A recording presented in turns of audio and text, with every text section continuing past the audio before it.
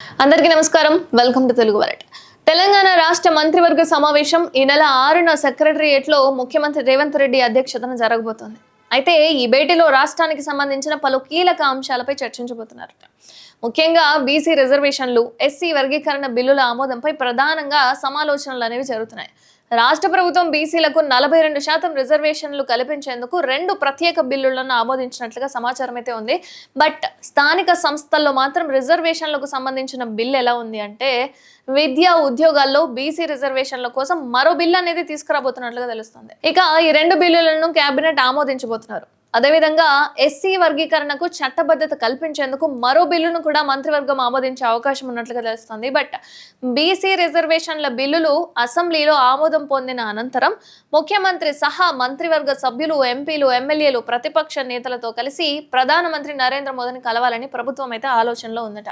అలాగే రాష్ట్రంలో నిర్వహించిన 2వ విడత కులగణన సర్వే ఫలితాలు అనేవి ఏవైతే ఉన్నాయో వీటి గురించి కూడా సమావేశంలో సమీక్షించబోతున్నారు.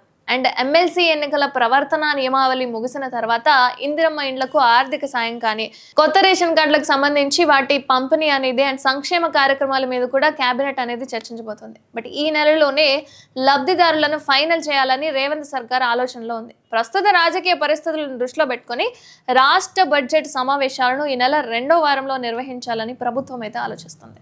అండ్ పార్లమెంట్ సమావేశాలు అనేవి ఈ నెల 10న ప్రారంభం కావడంతో అసెంబ్లీ సమావేశాలు అంతకు ముందే నిర్వహించాలా, లేకపోతే అదే సమయంలో ప్రారంభించాలా అనే అంశం మీద అయితే నిర్ణయం తీసుకున్నారు. ఎందుకంటే ఎట్ ఎ టైం ఉండాలి కాబట్టి.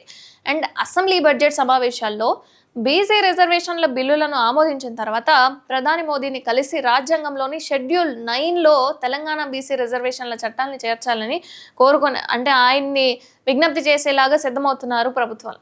ఇక ఈ ప్రక్రియలోనే లోక్సభ ప్రతిపక్ష నేత రాహుల్ గాంధీ కూడా భాగస్వామ్యం కావచ్చనే సమాచారం అయితే ఉంది. ఎందుకంటే ఇక్కడ కాంగ్రెసే కాబట్టి. అండ్ కేంద్ర ప్రభుత్వంతో చర్చల అనంతరం ఈ నెల 2వ వారంలో రాష్ట్ర బడ్జెట్ ప్రవేశపెట్టే అవకాశం ఉంది. కాబట్టి ఈ కేబినెట్ సమావేశం ద్వారా తెలంగాణ రాజకీయ భవిష్యత్తు ఏ విధంగా ఉంటుంది అండ్ కీలక నిర్ణయాలు తీసుకునే అవకాశం ఉంది. కాబట్టి ఎలా ఉంది ఏంటి అనేది ఆ సమావేశం అయిన తర్వాత తెలుస్తుంది.